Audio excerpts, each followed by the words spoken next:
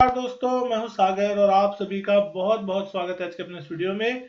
आज इस वीडियो में हम बात करने वाले हैं एचडीएफसी बैंक के क्वार्टर 3 के अपडेट के बारे में। कैसा रहा क्वार्टर 3 का अपडेट और उसके बाद किस तरीके का जो नंबर है वो आता हुआ दिखाई दे रहा है, इसको समझेंगे। और शेयर में किस तरीके का मूवमेंट देखने मिल रहा है और आगे चल के क्या मोमेंटम शेयर में देखने मिल सकता है, क्योंकि जैसे ही अपडेट आते हुए दिखाई दिए मार्केट को खास पसंद नहीं आता हुआ दिखाई दे रहा है। सबसे पहले अगर आप यहाँ पे देख रहे हैं बैंक के ग्रॉस एडवांसेस, तो यहाँ पे आंकड़ा लगभग 24,695 बिलियन रुपीस पे आता हुआ दिख रहा है। 31 दिसंबर 2023 तक का यह डाटा है।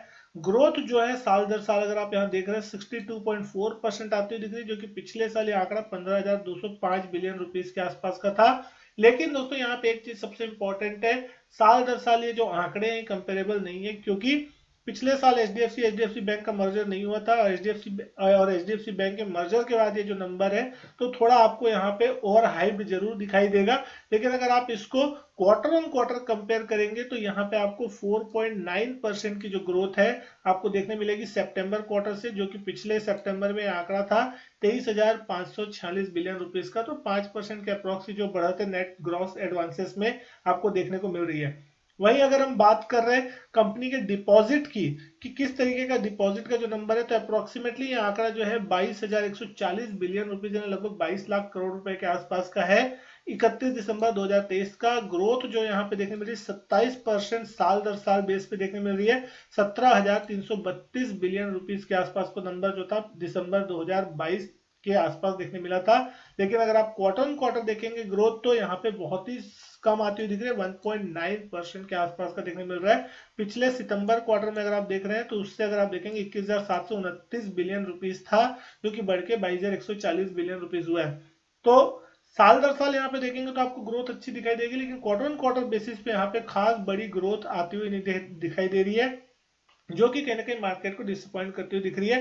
खासकर डिपॉजिट में जो ग्रोथ है वो बहुत ही स्लोअर साइड में आती हुई दिखाई दे रही है। कहीं ना कहीं वो मार्केट थोड़ा सा मान के चल रहा है। रिटेल डिपॉजिट जो है इंक्रीज होता हुआ दिखाई दिया 530 बिलियन रुपीज से यहाँ पे इस क्वार्टर में ग्रो हुआ है 28.4% 31 दिसंबर 2022 के मुकाबले। साल दर साल अगर आप देख रहे हैं 28% का ग्रो है, लेकिन क्वार्टर ऑन क्वार्टर अगर आप देख रहे हैं 2.9% का ग्रोथ आपको खाली देखने को मिल रहा है। होलसेल डिपॉजिट जो है वो ग्रोथ हुआ है 24.4% का साल दर साल, लेकिन लोअर होता हुआ दिखाई दिया quarter on quarter 3.4% September quarter से अगर आप कंपेयर कर रहे हो तो यहाँ पे आपको थोड़ी गिरावट देखने मिल रही है। कासा डिपॉजिट जो है अप्रोक्सीमेटली 8,355 बिलियन रुपीस के आसपास चलते हुए दिखाई दे। 31 दिसंबर 2023 तक का आंकड़ा ग्रोथ जो है वो 9.5% है।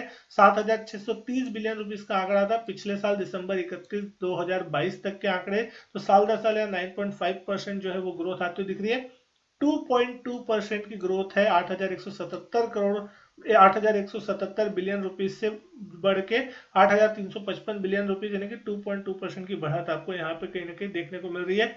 रिटेल कासा ग्रो होता हुआ दिखाई दे अराउंड 10% ओवर दिसंबर 31 2022 साल दर साल। और क्वार्टर ऑन क्वार्टर देखेंगे तो 2.3% यहाँ पे ग्रोथ आता हुआ दिखाई दे रहा है। बैंक का कासा रेशियो जो है वो 37.7% पे चलता हुआ दिखाई दे रहा है, कंपेयर टू 44% दिसंबर 2022 में यहाँ पे देखने मिल रहा था। तो कहीं ना कहीं जब से मर्जर हुआ उसके बाद से कासा रेशियो पे इसका थोड़ा इफेक्ट आपको आता हुआ दिखाई जरूर दे रहा है। और 37.6% जो था वो सितंबर क्वार्टर में आपको देखने मिल रहा था, तो उसके मुकाबले आपको 0.1% के आसपास की जो बढ़त है वो आपको कासा रेशियो में देखने को मिल रही है।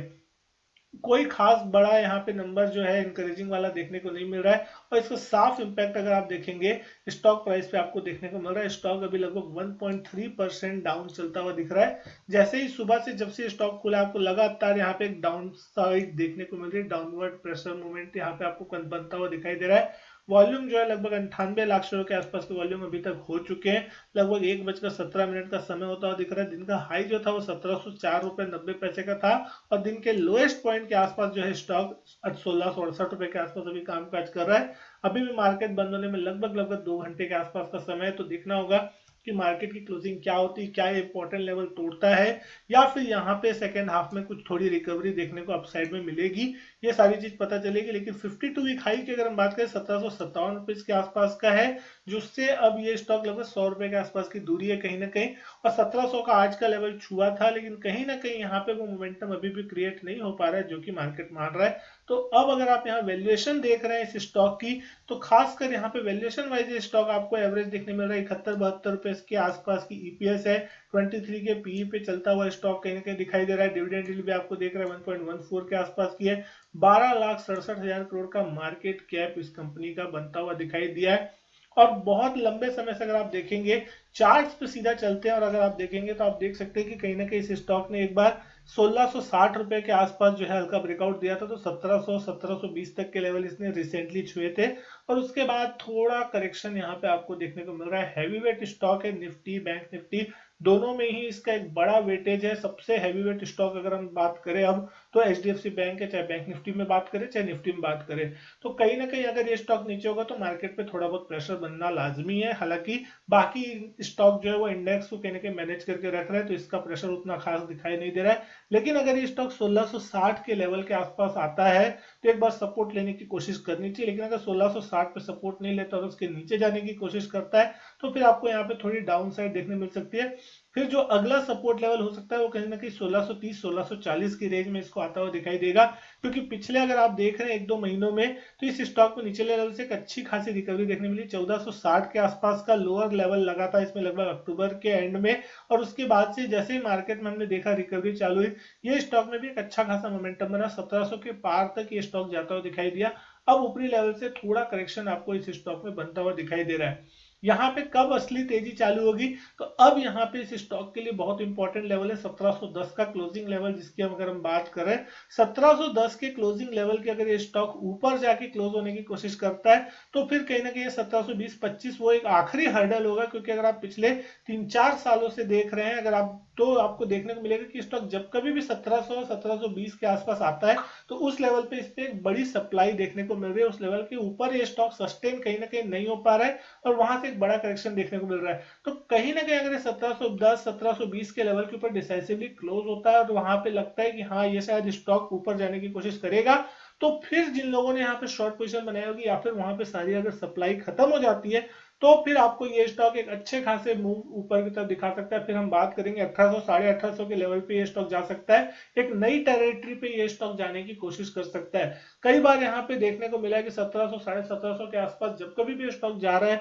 तो बहुत बड़े लेवल पे सप्लाई वहां पे आती है और इसका स्टॉक में एक अच्छा खासा लगभग 10% के आसपास तक का करेक्शन आपको आराम से देखने को मिल जाता है। कभी कभी तो उससे ज्यादा भी होता है। हमने देखा था जब मर्जर हुआ था इसका जुलाई के महीने में तो 1757 तक के लेवल यहाँ पे देखने मिले थे। उसके बाद से स्टॉक सीधा 1460 तक का करेक्शन लेता हुआ दिखाई दिया अक्टूबर के महीने में, यानी कि ऊपरी लेवल से देखें तो 15 से 20% के आसपास तक का भी अगर करेक्शन बात कर रहे हैं तो यहाँ पे होता हुआ दिखाई दिया था।